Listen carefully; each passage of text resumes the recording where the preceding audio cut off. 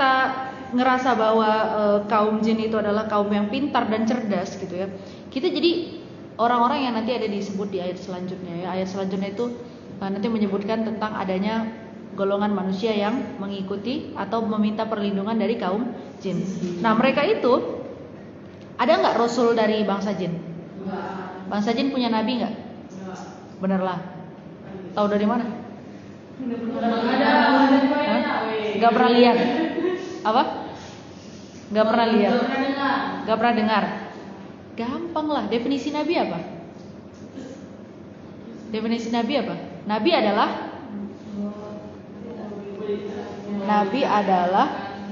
manusia. Terus nomor satunya definisi nabi adalah manusia. Udah jelas nabi itu dari kalangan manusia. Jadi ada nggak nabi dari kalangan jin? Nggak ada.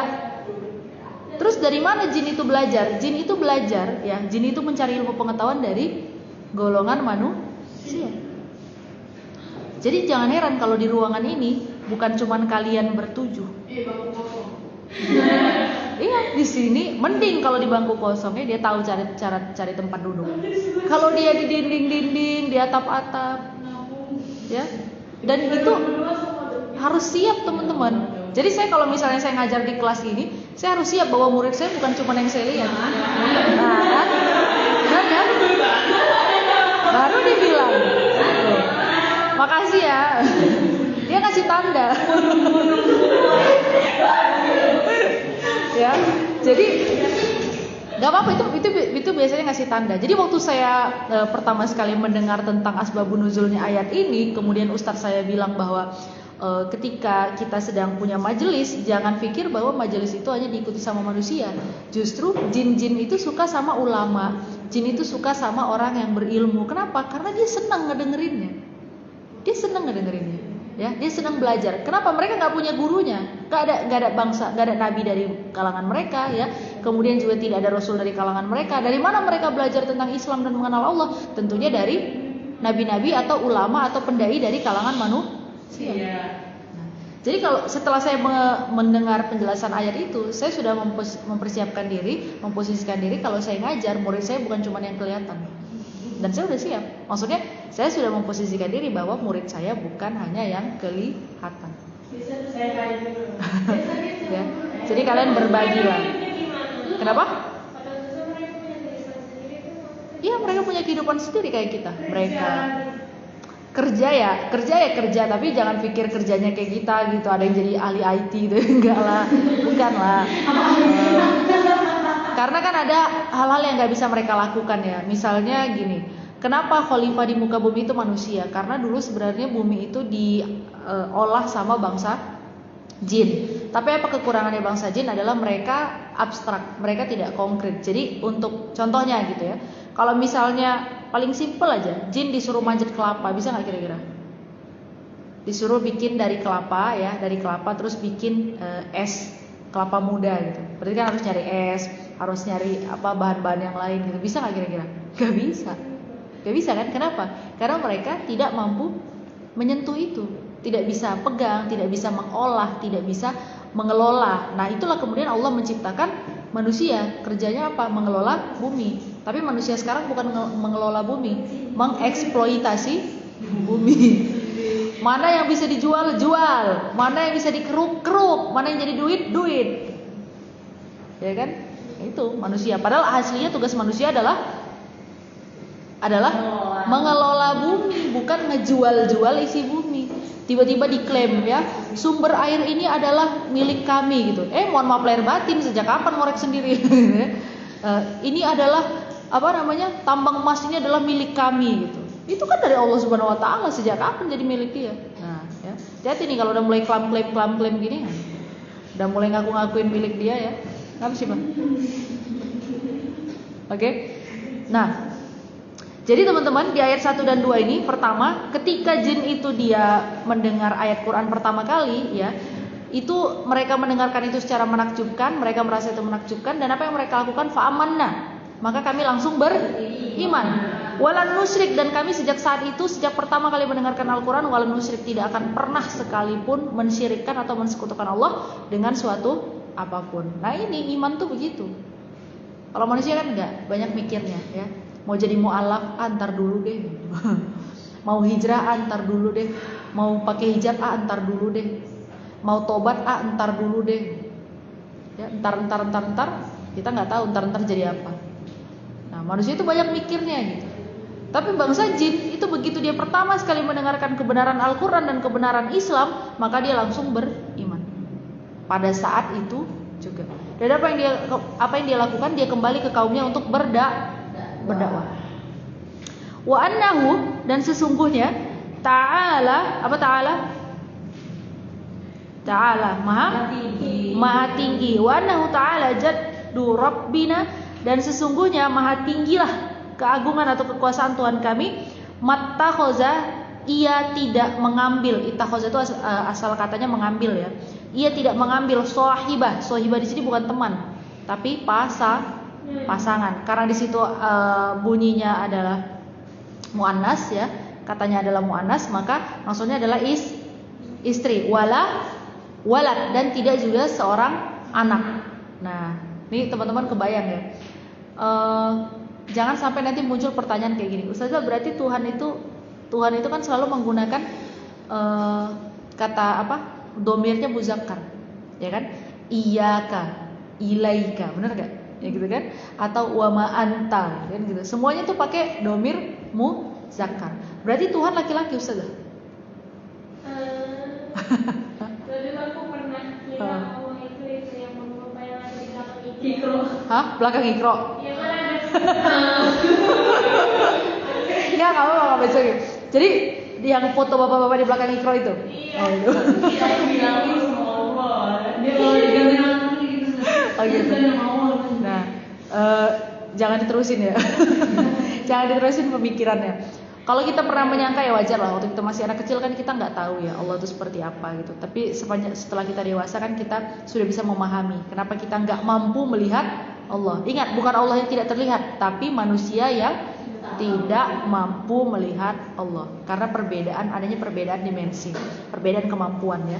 Nah, kira-kira kenapa kalau misalnya menyebut nama Allah itu pakai domir muzakkar? Ini jangan, karena saya pernah ikut kajian feminis. Tiba-tiba saya ingat dulu pernah nonton film.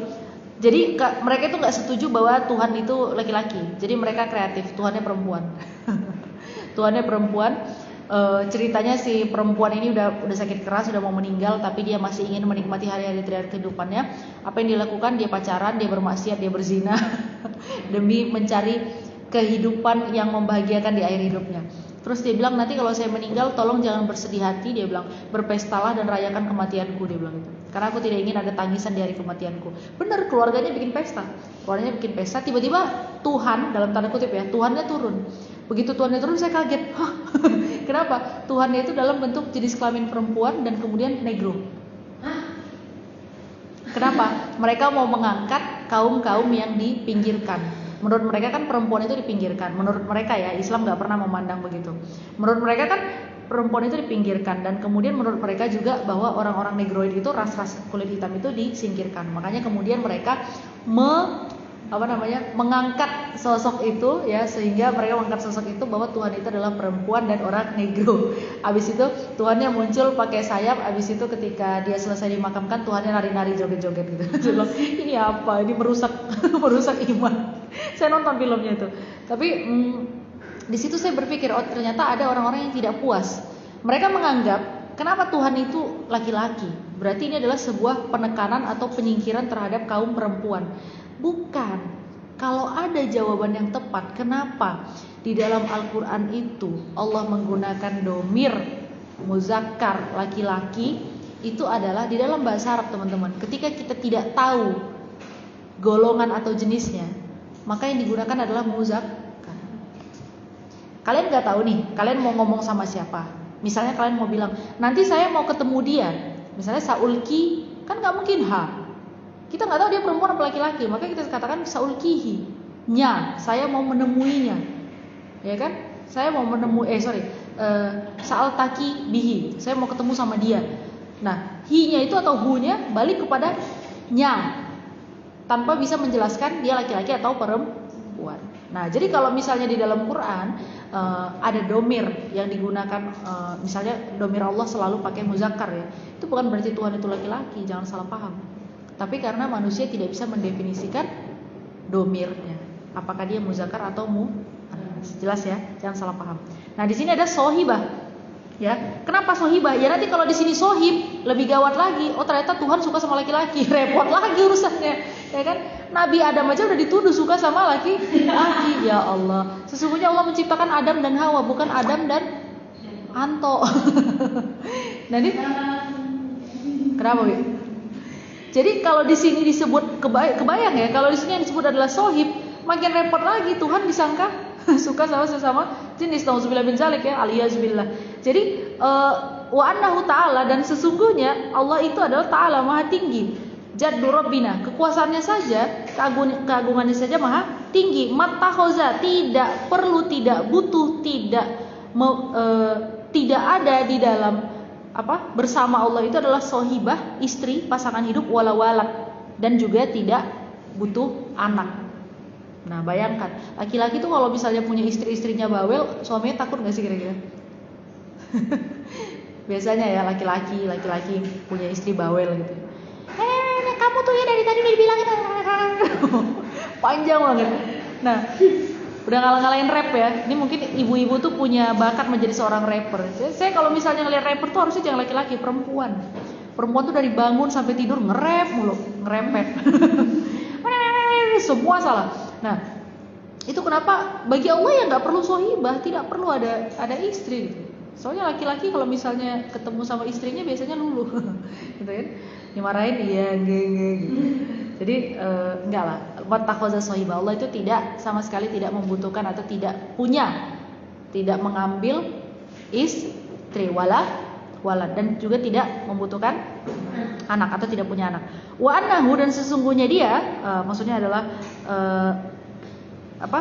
dan sesungguhnya kana yaqulu safihuna 'ala Allahi syatata. Jadi maksudnya apa? Maksudnya adalah sesungguhnya ada orang yang bodoh di antara kami. Dulu kanu itu kan kana itu adalah fiil madi apa mudhari? Madi, fiil madi, artinya sudah berlalu. Wa annahu kana, dulu itu yaqulu safihuna, ada yang paling bodoh di antara kami, Allahi syatata, kemudian dia mencela atau misalnya mengucapkan perkataan-perkataan yang melampaui batas kepada Allah Subhanahu wa taala. Misalnya apa kayak gini? Apa tuh yang disebut dengan perkataan yang melampaui batas? Bahwa ya itu mengatakan bahwa Allah punya istri dan punya anak. Ya, orang Barat itu mereka meyakini. Jadi gini, kalau teman-teman kita orang Nasrani itu meyakini bahwa Allah memiliki anak, Tuhan memiliki anak. Ya, makanya ada Tuhan Bapa, ada Tuhan Anak. Sementara kalau di orang-orang Eropa itu ada keyakinan bahwa Tuhan memiliki anak perempuan. Ya, Tuhan memiliki anak perempuan. Siapa anak perempuannya Tuhan? Ayo ingat-ingat. Siapa anak perempuannya Tuhan? Pandangan mereka, jangan kita ya. Anak perempuannya Tuhan adalah malaikat. Pandangan mereka, ya kan? Malaikat itu muzakkar apa muannas? Di belakangnya ada tamar buto kan? Ada tamar buto. Terus bahasa Inggrisnya malaikat apa? Angel itu biasanya dipakai untuk laki-laki apa perempuan? Perempuan. Jadi anaknya Tuhan perempuan.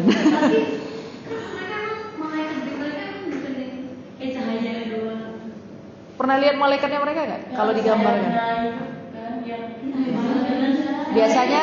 Biasanya malaikat turun di langit itu berupa cewek cantik, ya, cebohai, rambutnya syalala uram pam-pam, kemudian sayapnya lebar gitu kan, turun. Pernah nggak? Jarang sekali, saya rasa jarang sekali. Kalau belakangan ada misalnya kayak malaikat apa sih namanya? Cupid ya. Cupid, malaikat cinta gitu. Itu pun kan vulgar ya. Masa malaikat nggak pakai celana sih gimana sih? Saya tuh dulu kalau lihat Cupid itu saya ketawa sendiri. Ini kenapa nggak dipakein celana ini malaikatnya? Astagfirullahaladzim. Iya kan? Selalu begitu. Nah, terus dia kalau digambarkan biasanya bawa panah asmara gitu ya. Habis itu dia nggak pakai celana, kayak bocah anak kecil gitu. Ya itu, mereka menggambarkan malaikat dengan sesuka-sukanya mereka, Nah, bagi mereka Tuhan itu memiliki anak. Ini juga ada dari kalangan jin, bukan cuma manusia. Jadi di kalangan jin sendiri itu ada yang safi. Safi itu teman-teman. Jadi kalau ada tingkat jahil artinya apa? Bodoh. Safi itu lebih bodoh lagi. Bodoh yang nggak berakal gitu. Jadi kalau jahil itu hanya sekedar bodoh, atau misalnya yang disebut dengan bodoh itu kan adalah ketiadaan ilmu ya, adamul ilmi, ketiadaan ilmu di dalam pikirannya. Nah, ini safi itu adalah jahil yang lebih parah lagi, bodoh tingkat dewa, gitu kan? Ya, tingkat olimpiade internasional. Ya akalnya itu nggak ada gitu. Ya kan berarti nggak berakal. Artinya apa? Orang yang menyatakan bahwa Tuhan punya pasangan dan Tuhan punya anak adalah orang yang tidak punya akal, jelas. Sampai bangsa jin sendiri bilang, ada tuh yang paling bodoh di antara kita, ya Allah Rabbi, ini bodohnya ampun banget. Kenapa dia bodoh? Karena dia menyatakan Tuhan punya anak dan punya istri. Nah, artinya di bangsa jin sendiri ada macam-macam, ya. Ada yang beriman, ada yang kafir, ada yang musyrik, ada yang fasik, ada yang khawarij, ada yang mu'tazilah, banyak. Kok bisa Ustaz? Ya iyalah, kan mereka tadi di awal saya katakan guru-guru mereka adalah manusia, ya kan? Pendakwah mereka adalah manusia. Ya jadi tergantung salah milih guru apa enggak. Kalau misalnya gurunya benar ya benar belajarnya. Oke? Nah, ayat 5, wa anna zananna alan taqulal ins wal jin 'ala Allahi kadziba wa anna sesungguhnya kami zananna menyangka, zon itu sangkaan ya, prasangka. Sesungguhnya kami dulu menyangka alan taqulal ins bahwasanya manusia itu enggak akan pernah bicara, wal jin dan juga jin itu enggak akan pernah bicara 'ala Allahi kadziba terhadap Allah itu dengan kedustaan. Jadi jin itu dengan polosnya bilang enggak mungkin, masa bangsa jin sama manusia bisa bohong sih? Kan mereka kalau ngomong sumpah demi Allah misalnya gitu ya. Ini lagi panas nih, saya nggak tahu kalian udah buka apa belum. Ada yang alhamdulillah kalau nggak buka. Jadi ada semacam rumor-rumor lah ya, rumor-rumor di luar sana tentang artis, nggak usah saya sebut. Jadi dia dituduh melakukan sesuatu dan dia bilang dia bersumpah atas nama Allah bahwa dia tidak melakukan itu. Ya, nah saya tiba-tiba pas lagi baca ayat ini tadi sebelum masuk saya pikir wah kok relate ya, gitu kan? Bahwa kita hanya karena orang menyebut atas nama Allah bukan berarti dia jujur. Bukan serta-merta dia menjadi jujur, enggak. Ya, manusia dan bangsa jin itu ada yang jual-jual nama Allah. Ya, berani dia bersumpah atas nama Allah, berani dia. Nah, bangsa jin itu dengan polosnya berpikir nggak mungkin lah ada manusia. Kenapa ada manusia yang berdusta atas nama Allah? Bangsa jin juga nggak mungkin ada yang berdusta atas nama Allah. Kenapa? Polos banget, taklid, ngikut doang. Pokoknya kalau dia udah nyebut nama Allah berarti benar. Ya belum tentu lah. Pendusta kan juga ada. Jangankan bicara itu. Orang kafir di Mekah dulu kalau bersumpah bilangnya apa? Wallahi, benar kan? Ya kan? Sampai sekarang kan? Wallahi ngomongnya. Apakah kalau dia ngomong wallahi terus dia lantas orang beriman? Enggak, bilang aja tuh Abu Jahal juga lu bersumpah pakai wallahi. Ya kan? Tuh Abu Lahab juga lu bersumpah pakai wallahi. Tapi apakah dia beriman pada Allah? Enggak. Ya, jadi ada orang yang berdusta atas nama Allah. Wa annahu kana rijalun minal ins dan sesungguhnya ada rijalun laki-laki ya minal ins dari golongan manusia ya'uzuna apa ya'uzuna ada itu a'udzubillah apa artinya saya memohon perlindungan ya'uzuna dan ada segolongan laki-laki dari jenis manusia meminta perlindungan birijalin minal jin kepada laki-laki dari golongan jin fazaduhum rohako dan bertambahlah mereka dalam kesalahan atau kesesatan ya, kesalahan yang melampaui batas. Nah, ini menjelaskan apa? Menjelaskan bahwa jin sendiri juga punya golongan jenis kelamin, ya. Ada rijal, ada nisa. Makanya saya bingung kalau ada orang gender ketiga. Saya daftar tuh di Google Form kan, gender male, female, other. Ini other nih apa? Ha? Other nih apa? Sejenis gelembung bubble apa cuman? Terus ada sekarang pilihan keempat, male, female gitu ya. Terus di bawahnya tiba-tiba other, ada lagi satu, undefined, tidak terdefinisikan. Ini sejenis apa dia? Ya, ada manusia tidak terdefinisikan gitu. Terus ada lagi, saya pernah ngisi kolom better, pokoknya bahasa saya lupa istilahnya, dia bilang lebih baik tidak usah dikatakan. Jadi gendernya adalah laki-laki, perempuan, other, lebih baik tidak usah saya katakan. Loh, terus kamu mengenalkan dirimu sebagai apa? Hah? Sebagai gelembung. Sebagai bubble kan nggak mungkin kan? Atau dia ikan, makanya dia nggak tahu. Aku kan ikan, makanya aku nggak tahu misalnya, gitu kan?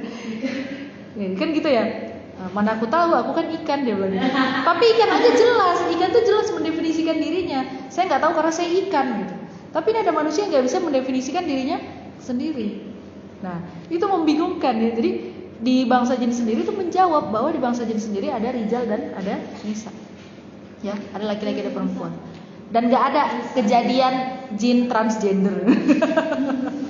Jin operasi ganti kelamin tuh nggak ada. Gimana caranya itu? Nah, apa yang menjadi kebanggaan bagi bangsa jin? Sebenarnya bangsa jin itu di ayat ini tuh menjelaskan dua hal. Pertama, mereka tuh bingung sebenarnya. Kok ada manusia minta tolong sama jin? Padahal bangsa jin sendiri belajarnya sama manusia. Kan kebalik. Bangsa jinnya itu cari ilmu dari manusia. Ini ada sekumpulan manusia kurang akal minta tolong sama jin. Cocok nggak kira-kira? Ya nggak cocok lah, kata jinnya. Loh, kok saya, bukan job desk saya ini. Dia merasa itu bukan job desknya dia. Tapi di sisi lain, ya bagi jin-jin yang kafir ini adalah sebuah kebanggaan. Ada manusia minta tolong sama kita. Padahal kan kita lemah ya. Dia sendiri juga bingung. Dia juga bingung gimana saya ngelindunginnya gitu. Kenapa? Karena si manusia-manusia ini menganggap bahwa bangsa jin itu adalah jauh lebih hebat dari mereka. Padahal kenyataannya bangsa jin tidak lebih hebat dari manusia. Apa buktinya? Buktinya yang disuruh ngurusin bumi ini adalah manusia. Kalau memang jin itu jauh lebih pintar, lebih hebat dan lebih canggih, kenapa bukan mereka yang ngurusin bumi? Kelar kan? Sesederhana itu teman-teman gitu ya. Nah, jadi kalau ada bangsa manusia yang minta pertolongan dari bangsa jin, gaungnya dua. Satu, kata jin, kok bodoh sekali gitu. Tapi yang di sisi lain, jin-jin yang kafir dan musyrik itu mereka mengatakan, wah hebat ya, mereka mau minta tolong sama kita. Dia bangga dengan kelemahan dari manusia itu sendiri. Oke? Contohnya nih, mau ujian nanti kan, mau masuk universitas, bukannya belajar malah datang ke dukun, ya, nyari jawaban jangan di dukun, di buku latihan soal banyak jawaban itu. Gitu kan, kalian kerjakan soal banyak jawabannya, mending gitu daripada datang ke dukun. Kenapa? Kalau kita sekali saja teman-teman, sekali saja kita membuka pintu kesyirikan, itu pintu kesyirikan yang lain tuh datangnya berbondong-bondong. Kita akan terus diundang ke pintu-pintu kesyirikan yang lain. Itu udah pasti, jelas. Ya, jadi jangan pernah membuka pintu pertamanya, jangan dibuka. Ustazah, kok badan saya nggak enak ya Ustazah, badan saya kayaknya agak capek-capek ya, saya kayaknya ini dikirimin orang deh. Dikirim apa? Parcel. Dikirimin polsop kamu gitu ya. Iya, kayaknya saya dibuat orang deh Ustazah. Kamu tuh kalau capek istirahat, minum air hangat, minum madu, bukan datang ke dukun. Saya pernah nih punya teman ya, terus teman saya ini asisten rumah tangganya itu badannya gatel-gatel. Orang kalau gatel-gatel ngapain harusnya? Periksa ke dokter ya, atau mandilah, minimal mandi dengan obat apa gitu. Periksa ke dokter kan kalau gatal-gatalnya sudah cukup lama. Dia enggak, dia datang ke dukun, dia ngambil air mawar, airnya itu ditaruh di bak dan segala macam. Pas saya masuk ke kamar mandi teman saya bilang, "Itu apaan?" Saya bilang. Saya lihat airnya dalam botol. Kata teman saya, "Itu air jambe-jambenya asisten rumah tangga di rumah saya."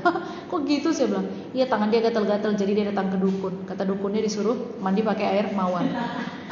Saya bilang kalau gatal-gatal beli salep gatel, bukan datang ke dukun. Kenapa? Sekali kita buka pintu kesyirikan itu, maka kesyirikan yang lain akan lebih mudah masuk. Oke? Wa annahum zonnu, dan sesungguhnya mereka menyangka, zonnu kama zonantum, dan sesungguhnya bangsa jin itu mengira seperti kamu wahai orang musyrik Mekah, yang juga mengira Allah ya ba'atsallahu ahada, bahwa Allah tidak akan membangkitkan siapapun pada hari kiamat. Nah, jadi bangsa jin itu juga ada yang musyrik, sebagaimana musyriknya kaum musyrik Mekah pada saat itu. Ini kan surahnya Makiyah kan? Surah Makiyah. Nah, pada saat itu kan orang-orang musyrik di Mekah luar biasa. Musyriknya itu Bayangin aja teman-teman, waktu kita nonton film Bilal kelihatan ya, kalau mereka mau berdoa mereka bayar kepada imam. Nyebutnya imam, memang imam pemimpin. Mereka bayar ke imamnya, kemudian imamnya akan mendoakan. Padahal kalau di Islam kalau mau doa gratis apa bayar? Pernah nggak kalian begitu habis sholat, assalamualaikum warahmatullahi wabarakatuh, mau angkat tangan tiba-tiba lewat kotak, bayar dulu bang gitu. Pernah nggak? Nggak pernah. Karena di Islam itu manusia dan Tuhan itu hubungannya langsung, nggak perlu pakai perantara. Bagaimana caranya tobat gitu ya? Oh beli surat dulu, beli surat tobat. Nah ini surat tobat dibayar ya, satu orang 2 juta misalnya. Kalau dosa kamu banyak, kamu belinya 10, dikira saham kali dosanya gitu ya. Kalau saham ya bisa dibayar berapa juta. Nah ini nanti kita mau pembersihan, terus ada orang yang mendoakan secara khusus. Islam kan enggak. Kalau tobat ya sudah, tinggal hubungan kamu sama Allah. Kamu bisa nggak jujur sama Allah, salahmu apa, kurangmu apa, gitu ya. Jadi Islam itu fair sekali, gitu. Nah pada masa itu orang-orang musyrik Mekah itu ya sama, musyrik Mekah sama dengan jin musyrik itu juga sama. Apa yang mereka sangka? Dugaan mereka sama, alayya ba'atsallahu ahada, bahwa Allah itu tidak akan membangkitkan satu orang pun. Jadi kalau mati jadi abu. Mereka nggak mengenal adanya kehidupan setelah kematian. Nah, saya tanya sama kalian, dulu waktu kalian masih kecil, kalau lihat orang meninggal, apa yang kalian pikirkan setelah seseorang itu meninggal? Apa yang terjadi? Waktu kecil jadi belatung, jadi hantu. Jadi hantu. Orang kalau meninggal jadi hantu. Nah ini adalah paham yang salah, ya kan? Waktu kita kecil itu kita dimasukin banyak sekali pemahaman yang salah. Kalau main abis maghrib, jangan keluar maghrib nanti ada hantu, genderuwo, kan? Ya kan? Gombel, apalagi hantunya, macam-macam lah, ya kan? Jangan main keluar, nanti kamu disembunyiin sama setan. Jangan main keluar maghrib nanti kamu diculik hantu. Ini merusak tauhid ini. Merusak tauhid. Jelas kalau ngomong, jangan keluar kalau mau maghrib karena maghrib itu gelap. Nanti kamu bisa apalah masuk paret apa segala macam terserah. Tapi jangan bilang ada hantu dan segala macam. Ya, itu merusak tauhidnya anak-anak. Nanti kalau punya anak ya jangan gitu ngomongnya. Jangan main ke situ, ada hantunya. Kayak mana dia bisa mempercayai ada hantu kalau dia nggak pernah bisa lihat hantu? Saya pernah baca artikel judulnya Indonesia Negeri 1000 Hantu. Bener, saking banyaknya, ya kan? Coba kalau kita bicara orang Cina hantunya apa? Kalau di Cina hantunya apa? Hantu Pampir yang dicepret kepalanya kan? Kalau kita bicara Thailand hantunya apa? Ju-on. Bukan. Ju-on itu bukan dari Thailand. Bukan. Ju-on itu dari mana? Jepang. Sadako gitu ya. Kalau dari Jepang. Thailand itu namanya nangnak. Nangnak itu cuma kepala sama jantung doang. Kind of it kalau kita nyebutnya itu. Nah, tapi di Thailand ada, di Indonesia juga ada gitu kan. Terus kalau kita bicara ya di barat lah, paling yang mereka takut itu adalah Dracula gitu kan. Frankenstein kan gitu-gitu ya. Saya dulu kan baca-baca buku gitu. Hantunya nggak banyak teman-teman. Itu kalau ngabsen satu kelas hantu dari Eropa gitu nggak banyak, itu nggak penuh kelasnya. Coba dari Indonesia, banyak banget kan, ribuan. Udah kayak jamaah haji. Saking ramenya itu, banyaknya setan-setan dari Indonesia. Variasinya banyak banget, parah. Kenapa ya? Karena kita emang menciptakan itu. Jadi saya pernah baca juga bahwa sebenarnya yang namanya jin itu pada mulanya tidak berupa, tidak berbentuk. Kenapa dia jadi bentuknya macam-macam? Karena manusia yang mengimajinasikannya sehingga dia keluar sebagai bentuk yang dibayangkan sama manusia. Coba di Indonesia, hantu perempuan mulai dari kuntilanak, ya kan? Terus apa lagi? Nenek gayung, semua. Nenek cangkul, besok ada nenek obeng, nenek tang semua. Ini sebenarnya ini sekolah. Jadi sebenarnya nenek-nenek ini semuanya sekolah otomotif bareng ya. Gitu. Nah itu hantu perempuannya aja banyak banget teman-teman gitu. Ya. Jadi kita itu dipahamkan sesuatu yang salah. Nah ini jangan sampai salah lagi. Kenapa kita ngebahas surah Al-Jin ini? Ya jelas biar kita tahu jin itu kayak apa sebenarnya kehidupannya. Ya, jangan sampai kita meminta tolong pada jin. Lanjut di ayat 8, wa anna, dan sesungguhnya lamasnas sama, kami bangsa jin sudah mencoba mengetahui dari langit. Apa itu yang mereka coba cari tahu dari langit? Rahasia. Oke, fawajadnaha, dan kami mendapatinya. Apa yang didapati maksudnya? Hanya balik kemana? Fawajadnaha, hanya balik ke sama. Kami mendapati langit muliat, penuh dengan harasan syadidan wasuhuban. Apa harasan syadidan? Penjagaan yang amat kuat, syuhuban, dan panah api. Makanya di surah Al-Mulk dikatakan rujumal lis syayatin. Jadi bintang-bintang itu, kalau bintang jatuh itu, kalau kita kan penikmat Korea, Jepang, biasanya kalau ada bintang jatuh make a wish ya. Begitu, ayo ada bintang jatuh langsung berdoanya nggak gini lah ya kan, nggak boleh. Mereka kan gini ya, atau misalnya mereka tunduk. Saya bilang kok bisa-bisanya itu doa, sedangkan di langit sana ada setan yang baru disiksa. Make a wish itu. Jadi meteor atau bintang jatuh itu adalah tanda bahwa ada setan yang sedang dilempari karena berusaha mencuri kabar dari langit. Jadi kalau misalnya ada bintang jatuh tuh jangan make a wish, itu lagi ada yang disiksa di situ tuh. Jangan kamu berbahagia di atas penderitaan jin lain. Gitu ya. Nah, jadi ketika misalnya mereka berusaha dulu, bangsa jin itu bisa mencuri kabar dari langit, itu bisa. Bebas mereka. Gerbangnya nggak ditutup. Nah, tapi sejak diturunkannya syariat Allah Subhanahu wa taala dengan disempurnakannya ajaran Islam, diutusnya nabi terakhir, sejak itu mereka sudah tidak bisa lagi mencuri kabar dari langit. Makanya bodohlah manusia yang meminta pertolongan kepada bangsa jin. Udah jelas hoax. Dukun ya, ada orang datang ke dukun minta kaya. Saya bilang ini bodoh sebodoh-bodohnya manusia nih. Tengok dukun sendiri, bajunya bagus apa enggak? Rumahnya dukun bagus enggak? Hartanya banyak nggak? Kalau dia emang bisa mencari kekayaan, kenapa dia nggak kaya duluan? Ya kan? Kalau dukun itu memang bisa ngasih kehormatan, kenapa dia nggak jadi orang terhormat duluan? Kenapa malah lusuh ya? Makannya menyan, pinang-pinangan, ya Allah. Ya kan? Simple gitu. Kalau emang dukun itu bisa mendatangkan kekayaan, kenapa dia harus memberikan ke orang? Ya diri sendiri dulu lah. Jadi kalau benar bahwa orang yang bekerja sama dengan jin itu pasti sukses, pasti kaya raya misalnya, karena dia bisa mencuri kabar dari langit, ya kenapa harus manusianya, jinnya aja duluan kayakan diri sendiri, gitu kan? Tapi kan masalahnya nggak bisa. Kenapa? Karena kita hanya menjual cakap-cakap. Kalau bahasa Medan itu cakap-cakap sampah, omongan-omongan kosong, gitu. Misalnya ada orang, pernah nggak kalian dengar kisah orang kerja sama dengan jin? Hah? Orang kerja sama dengan jin. Hah? Si jin, bukan. Itu waktu saya sekolah tuh saya suka baca itu apa? Hidayah, majalah Hidayah. Majalah Hidayah ya. Aku bacanya kan. Itu azab versi, jadi azab Indosiar versi yang agak realistis. Nah, gitu. Kalau azab Indosiar kan agak lebay ya. Tukang LPG matinya kejedok LPG gitu. Apa coba gitu. Tukang tahu bulat matinya tergoreng dadakan hangat-hangat 500-an. Kan gitu ya. Itu nggak realistis, tapi kalau Hidayah dulu cukup realistis. Artinya bisa dipahami dan bisa diterima. Gitu. Nah, itu saya dulu sering baca bagaimana orang yang kerja sama dengan jin gitu ya. Dan guru saya bilang gini, sesukses-suksesnya orang yang kerja sama dengan jin, pasti nanti di akhir jinnya akan minta balasan. Gak ada tuh yang setulus hati melayani seluruh negeri, gak ada. Jin ya palsu itu, gak ada jin secantik gitu ya. Jadi kan udah saya bilang, jin itu pada mulanya bentuknya not good teman-teman. Makanya kalau ada orang gambar apa tuh, kalau pelukis hantu ya, yang gambar hantu-hantu gitu, pernah nggak hantunya cantik?